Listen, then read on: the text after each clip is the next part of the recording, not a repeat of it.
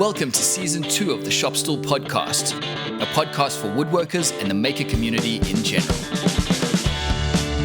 With Joey Chalk from King Post Timberworks, Bryan Cush from Sawdust Bureau, and Robin Lewis from RobinLewisMakes.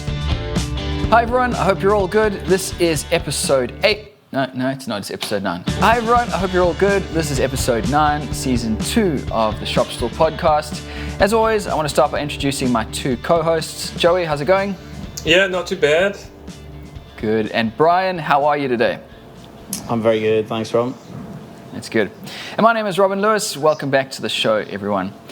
So today we're going to start off with another quote-unquote Joey story, which we've heard about in the past. But we're going to elaborate on this a little bit just to expand on that instead of it just being a rant. Although talking to Joey earlier on today, I think the therapy session is now in progress. So it's time to get off your chest. So Joey, yeah, what happened? Okay. So I wanted to talk this episode about knock-on effects of changes when clients make changes for whatever reason. Often the smallest change can be just a bit of a nightmare for whatever reason. In this case particularly, it's ridiculous how stupid this is.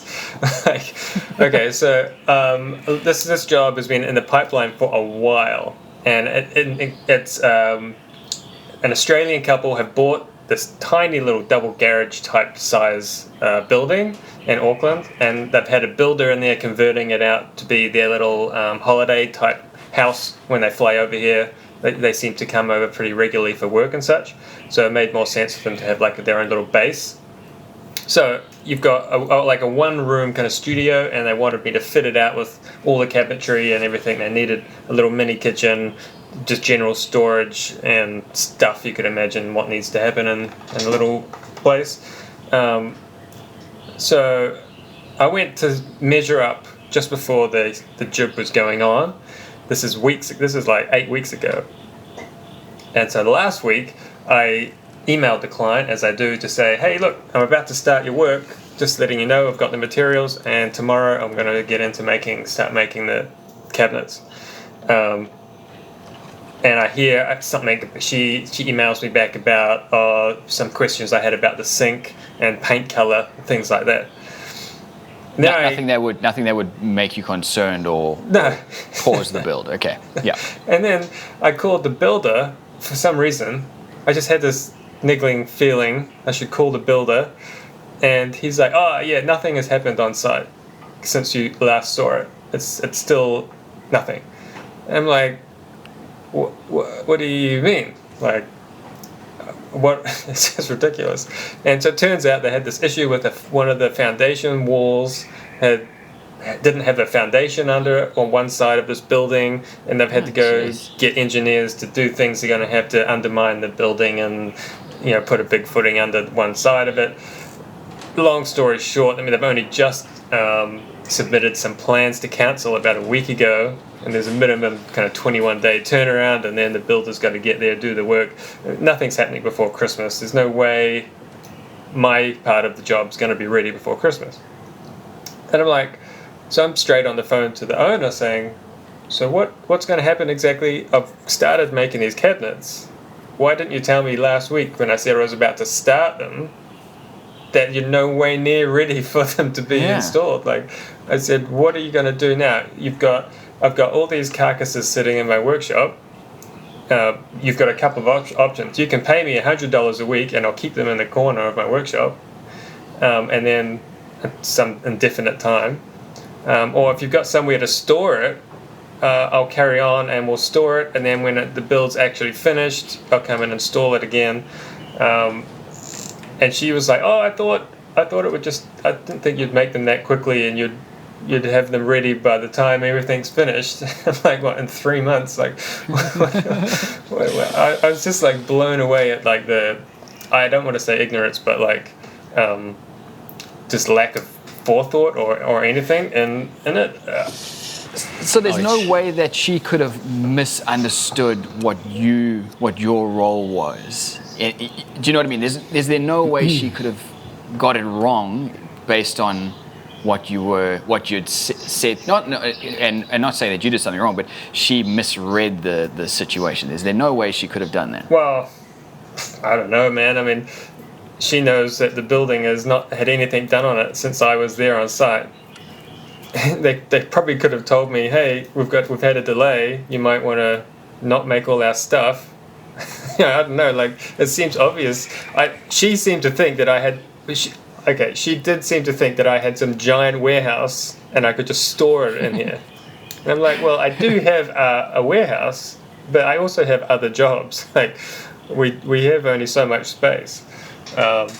So I was just so kind of blown away at the complete lack of any thought. And I think it's because she's mainly living in Australia, and they don't see it every day. It's not something that's in the front of their head. But that's kind of not my problem. So what did she end up going with? What's going to happen? I had no idea. I said, look, you've got till Monday to make a decision, and then I'm going to start billing you at least for storing these boxes. I said, if you had told me last week not that you weren't ready, I would have just left the sheets of plywood standing up against the wall and just not touched them. I would have been fine. But now I've made three-dimensional stuff that's got to go somewhere, and not fun. So yeah, I think I'm just going to go and add some small print into my contracts with clients now about storage costs. I've had similar issues, but I've been in a position where I have an adjacent building that I could use to store them in, which was great. But I had 2 jobs in a row that were going into an apartment. One of the apartments was held up by a building control issue. It was 9 months late, and the other one was seven months late. So it was kind of fine because I just stuck them into a space that I had a bit of a gallery set up in, and it's just another another piece to show other clients. Yeah. But if I didn't have that space, it's like, who's it on to pay the storage costs? Like, when I don't have a contract with them, do I need to put it in my terms and conditions? I think I probably do. Well, yeah, I mean, that's probably a good idea. And on the other hand, I think there's a fair amount of, like, if it's not in the contract anyway, it's something that's like, well, I've got this thing, you're not ready for it. Either rent a storage space yourself, or you're going to pay me for my storage space. I'd much rather it not be in my workshop, because inevitably it just gets smashed into. Yeah, especially when they're large joinery pieces. They're not. Yeah. These are not a couple of bedside tables. I had a client store a vanity for 7 months, like that's similar to you, Brian. And that one was small enough that I could just kind of put a blanket over it, sit it in the corner, and it kind of only got in the way when I really wanted to use the joiner. Otherwise, it was all right.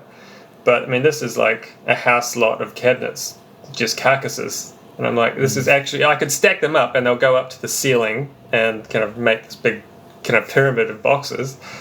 But it's just like, it's just so stupid. It's quite funny when we talk, because we touched on this briefly last season, I remember, and while we were talking about that, I just thought, I can see it would be a problem, hypothetically, but how often can this really happen? How much of a problem can this actually be? So it's quite interesting, Brian, to hear that you've had similar issues.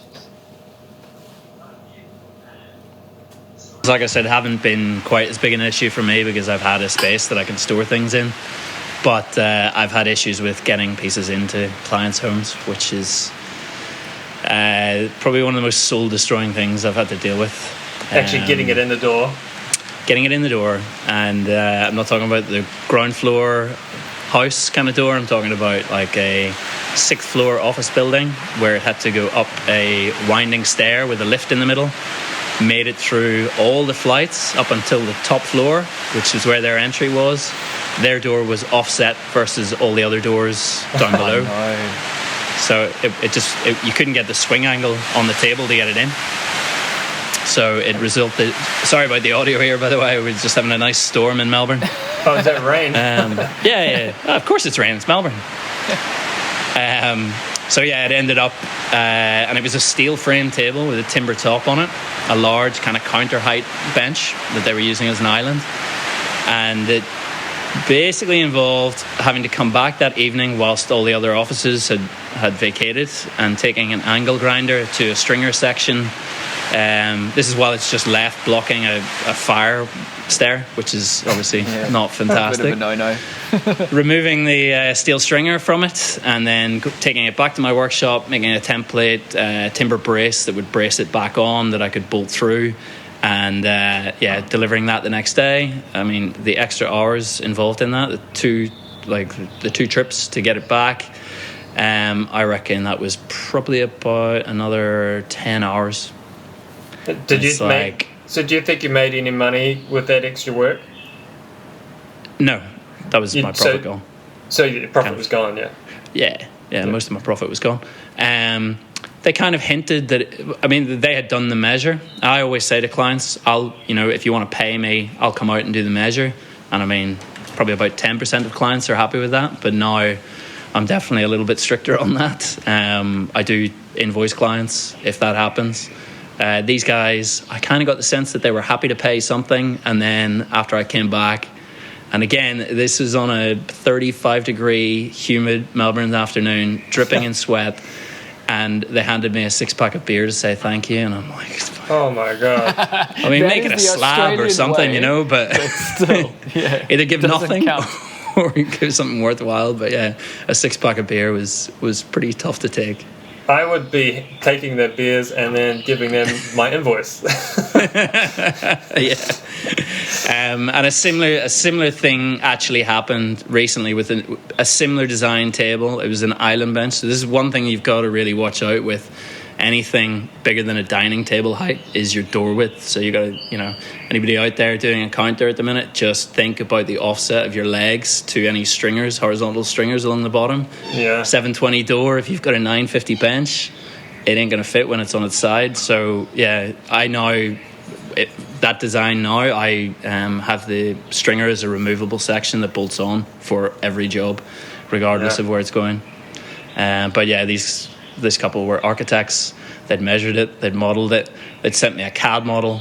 I was able to rotate the table on the side and it showed it going in, and then I get on site and their measurements are out by like 60 mil here and 80 mil here. And oh my god, you're architects. So they got invoiced for it, but that was again a steel frame that you're having to take an angle grinder to. It's been powder coated. It's just such small things that can save a job. Now altering the design of that has been a response, and it's going to make my life easier from now on. Now that first job, because that sounds like it's the customer's mistake, so surely you wouldn't be, or is that just one of those grey areas that you work? It's a bit grey, huh? It's a grey area. I was probably about a year and a half into my business. Yeah. These guys were the next door neighbours to a very reputable architects in Melbourne that I was hoping to sort of get in with, and you don't want to just be that guy that is the guy that charged them an exorbitant amount to fix their mistake. So I was kind of doing it on the sly, hoping I'd get some work out of it, and never got any more work out of them. That's always the way. Yeah. Talking about getting furniture through those sort of spaces, I was watching on The Block last night, which is in Melbourne. They were craning in a table, and I presume that they're craning it in because they can't get it up the stairs or up through the space. Is that a normal thing to do? Apartment buildings are notoriously bad. When I worked as an architect, some of the changes that developers would make around stairwells and hallways, you just can't. You can't do it. You couldn't even get a medium-sized couch in a lot of these apartments if they were built that way. The second apartment that I was referring to, where it was the architect couple, their loading dock involved, I think it was 1,100 mil wide, down 3 flights of stairs, and a door that opened outwards. You couldn't get anything through it. So they've gone to the effort to assign this space as a loading dock, and then everything has to be taken from the car park, down the side street, out through the front foyer. It's madness. So yeah, it is a really common occurrence, especially in cities. Melbourne and Sydney, notorious. And when you think about generally in the high rises and kind of any buildings with offices in it as well, they all want conference tables. And there's so many videos on Instagram with these guys, like teams of guys after hours trying to manhandle, a 5 meter long table up somewhere that's not designed for anything like that. Yeah. Do either of you follow Matthias Pleisnig? I think probably an awful pronunciation, but he's a New York based. I think he's Danish origin, and he does steam bent benches, these beautiful organic benches. His workshop is first story in, I think it's Brooklyn, and these pieces are enormous. They're like 10 to 15 meters long. What? And they have to be craned out. They take a window out, and the crane comes, and they close off the street and pull these things out. It's amazing. If you go on his Instagram and have a look, Matthias Pleisnig. What's the last name?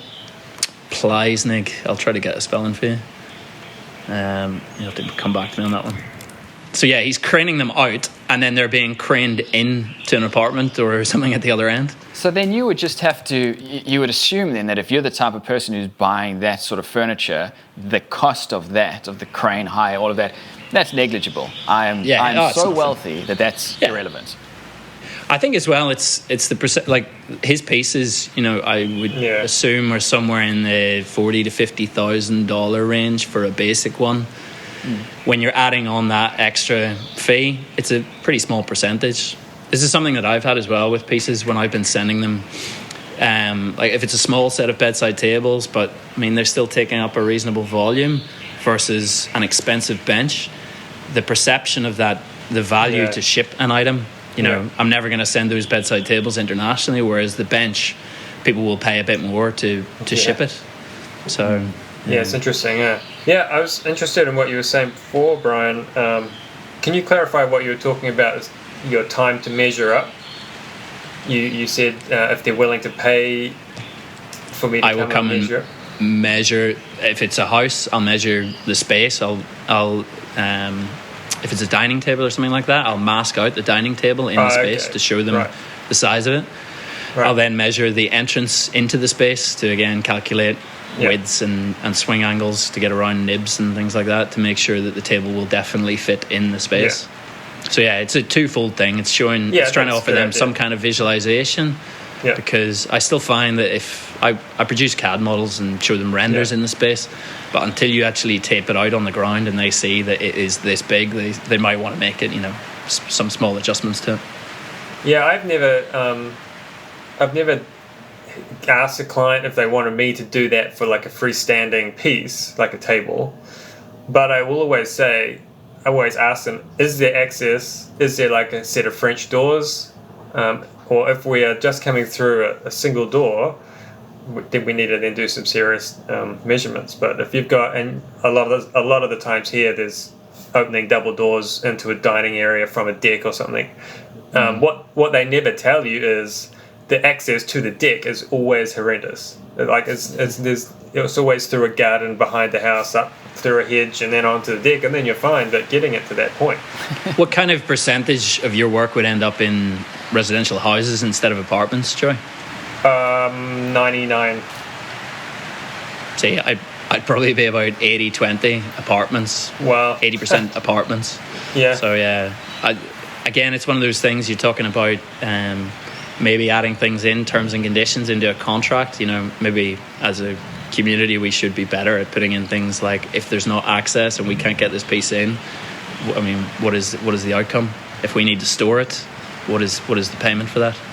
I guess this kind of brings up for me something that essentially we were talking about at the start is knock-on effects. There are so many small things that a client can have can make changes to that completely change. Like, for example, if a client says, I want a satin clear coat on my table, fine. And then like a week before delivery, they say, oh, actually, I've been looking at all these other tables and now I want a gloss finish. Like, okay. So, I might not have a gloss compatible, or there might not be a gloss version of the product I used. So then you go, okay, we've got to find something compatible, we've got to do some tests, plus the extra time and all that. They think we can just say, oh yeah, I'll just go and put some gloss on it and it'll be fine. But actually, you've got to do time to research, buy the new product, which you probably have to buy a minimum of like whatever it is, 2 liters or something. You've got all this extra there. And then maybe you have to do some experiments to see if there's compatibility issues. Maybe generally with gloss, you probably want to spray it rather than any other kind of finish. So that could be something you can't do necessarily with the product type. And there's all these knock-on issues that compound. And suddenly you just say, okay, we can do gloss, but it's going to be an extra $1,500 by the time I actually get that to you. And then, but a client's perception of that would be, it's just a matter of changing to it's going to be $100 or something. That's right. The knock-on costs are astronomical. And it's just this, because you say about adding something to the clause of your contract, for me it's like there's too many things to even start adding things to a contract. You could put so many things in there that the client says, I'm just put off by the amount of clauses in the contract. Yeah, because you don't want to come off as this dictator who's all militaristic about it and saying it's got to be done this, because you're just going to scare people away with that type of language. I wonder if it's worth at some point in your planning process, or even in the build process, and this might be in the contract, you have a date where no changes can be made. At that point, no more changes can be made. Yeah. So the way I gauge that at the moment is, generally, I can tell straight away if the client comes back to me with lots of changes to the drawings. If that happens like twice after I send drawings, then I say, okay, any more changes after this point, you're going to have to start paying for new drawings. And then, and also I will say, and once I tell you I've started making something, there's nothing changes. And that includes the finish, that type of thing. Yeah, I'll just say, you can pay me all the money in the world, nothing's changing on this now, because we're locked in. Because what I do on day one is affecting what happens on the last day of the job. Yeah. So,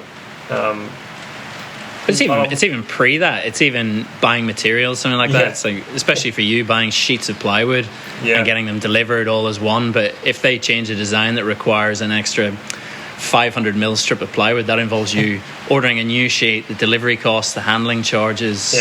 It's. Well, I just had that.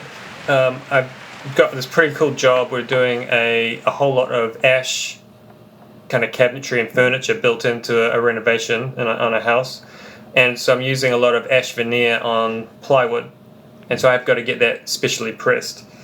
And they just gave me the deposits, and I said, right, I'm ordering these 11 sheets.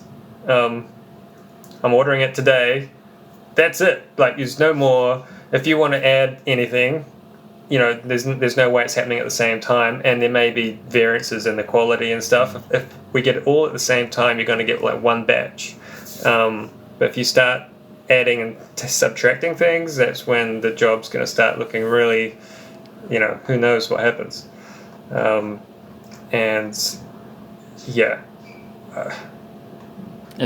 imagine it's pretty frustrating. We can hear your heart breaking. But in good news, I see you're not doing only cabinetry at the moment, Joey. I saw on Instagram a table. I'm starting a table. This was the day that the lady talked to me about this stuff, not her house not being ready for the cabinetry. I just shoved it all to the side, and I picked up these bits of walnut and said, I'm going to make a table. I've jumped it ahead a couple in the queue just because I was like, well, I've got a day. I'm just going to start smashing out the tabletop. Yeah. And it's been really nice to just kind of turn off the computer, turn off the phone, and I just worked on that like a crazy man for one day. And it got heaps done on a, milling through to fitting up one breadboard end in a day. So that was a good effort. Is there anything fancy about the table, or is it just a pretty straightforward? It's interesting. The lady is American, and she lives here now, and she had friends in Canada. She really liked their table, so she took exact dimensions of it and lots of pictures and stuff. And then I drew it up to her. She wanted to scale it up a little bit, and she's like, actually it doesn't look that good. So I came up with a few other options, and so now we've gone for a slightly more Japanese feel, some angled legs. And so it's going to be kind of like a pedestal table with split like a split leg pedestal. It's kind of a strange design. So yeah, and she's very specific about the size of it, so she can get her chairs around it, and it's going to be quite an interesting. It's very simple but kind of complex. So hopefully I can finish that next week. Yeah, well, it's the breadboard looked pretty tight. Yeah, I'm just having a couple of issues getting the other end done just before we started the podcast, but I think a big fat clamp shall help things. Yeah, cool. All right, what are you guys up to? Bryan, what have you been working on? I'm still working on my island bench and wine rack and a set of stools. I'm about to start on a couple of... I've got a design called Ply Parasite. It's one of the only pieces I do in plywood. It's like edge laminated plywood strips. A pair of those bedside tables and a dining table for my brother-in-law. Oh, cool. Yeah, yet to be designed. I was going to say, is that free? You get free choice over what happens with that, or? It's kind of the rule with family price projects is that this needs to be something that I design. You can give me the dimensions, but I design this and you take it how it is. That's cool. It becomes really a cool prototype piece for me to potentially sell again. Yeah, I like that. I like when you get free range over what happens. Yeah, that's really cool. This week I've been... I'm still working on that steam bend chair, which I've been doing for the last couple of weeks. It's kind of a funny story. So I've got 11 of these slats to bend, right? And I had all my piles of timber. So it's 2 Vic Ash and 1 Mobile. So 3 slats. Put them into the steamer, pull them out the steamer, put them onto one form to bend, take them off that form, and then put them onto the glue form for the lamination, with the idea being that everything gets glued on this form. They're basically the same form, but this form is used for gluing, so they're all the same. Yeah. Put it onto that form, laminated. Take it off after about 3 hours, because that's about enough time for the glue to set up. Yeah. And where the curve is, now it's just a basic L shape. Where the curve is, I'm watching it just open up. Pop. It's just opening, and there's nothing I could do.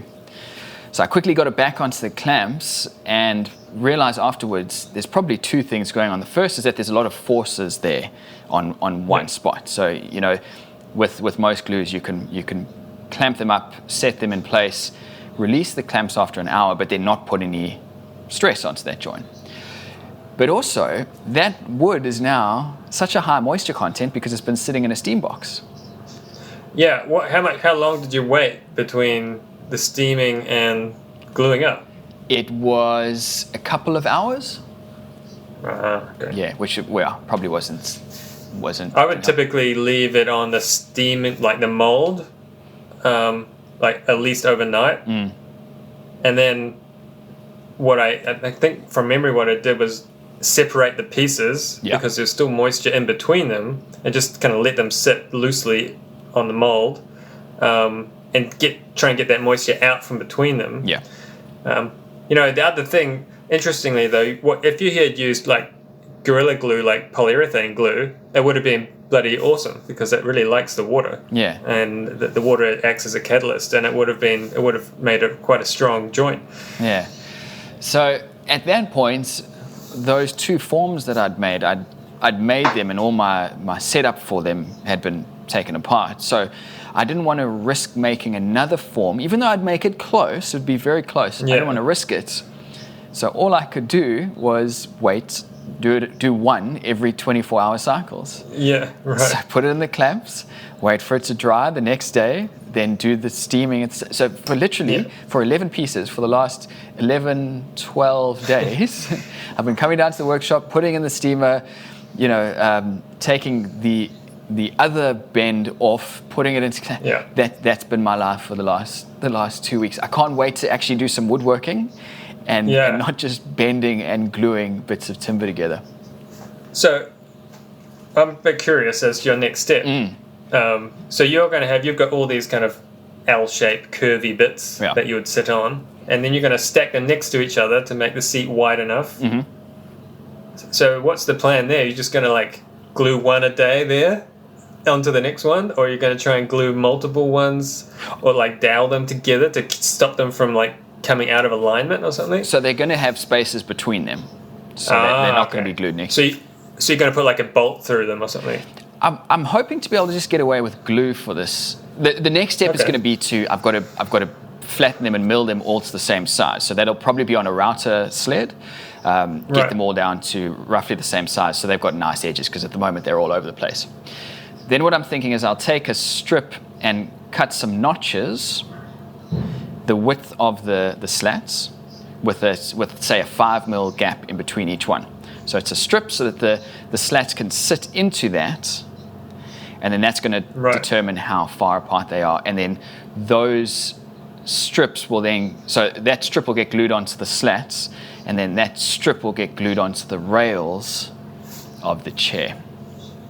Right. So that's the theory. That's where I see it going, but I haven't started, so we'll see how that goes.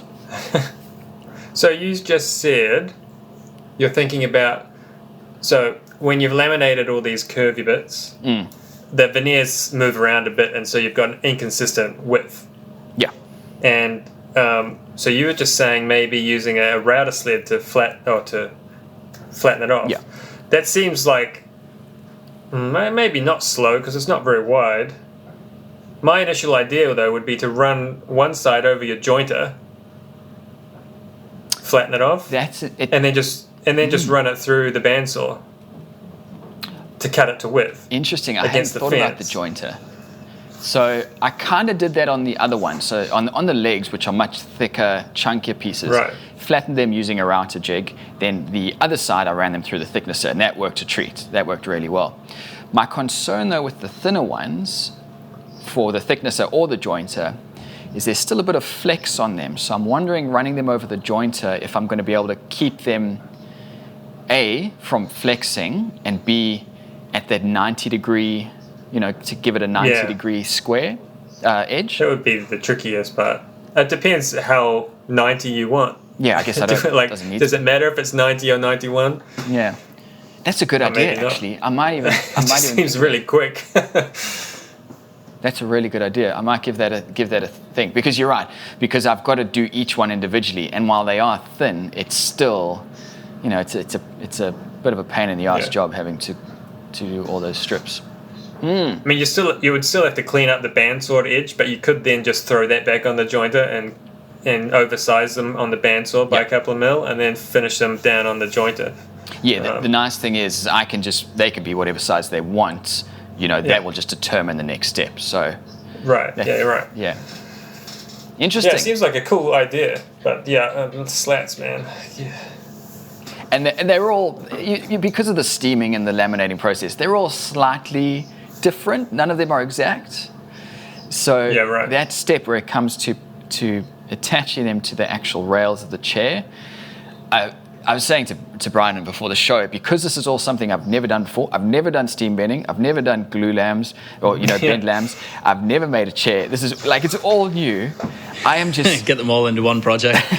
I am just crossing fingers that all those slats are going to line up, and they're not all at different heights and angles, and it should be fine. But it's that all should be pretty good. Yeah. You could probably, even if some of them are slightly out, it's just about selecting the order, really, isn't it? And just graduating out any mistake, like if there's any that sort of tilt slightly more than the other. Yeah. That's when it becomes an art piece, when it goes from one shape at one end and it morphs to another shape at the other end. Adding character, yeah. So that's all going on. I've got it all on my Instagram, so if anyone's interested, you can pick it up there. All right, so I guess that's going to bring us to the end of the show. Was there anything else you guys wanted to mention before? Actually, there is one thing I wanted to ask. Bryan, the what we talked about last week, that initiative, how's that going? Oh, yeah. Oh, the Tree Maker, yeah. So I got a bit of time and gave it a name and started the webpage, and I've had a pretty good response so far. There's about 20 that have committed already to it. Awesome. Americans. I just Brits. did it right before the show. Good man. So yeah, it's really good. It's been a good response, and it'd be great just to keep it growing. Yeah. Yeah, it's awesome. Awesome. Yeah, and if anybody has any particular tree planting schemes, that I've had some people DM me and I've added them to the list. But if you have any particular ones that you've found that might be useful, just message me via my Instagram or my email, and I'll add them onto the list so that other people can see them and donate to them. Yeah, cool. That sounds good. All right, everyone. We're going to leave it there. So to everyone listening, I hope you enjoyed the show. If you did, please go ahead and give it a rating on iTunes. That really does help us out. The Shop Stool Podcast is available on iTunes and most other podcast apps, as well as YouTube. My name is Robin Lewis. Joey and Bryan, thanks for hanging out today. Take care, everyone, and we will see you on the next show.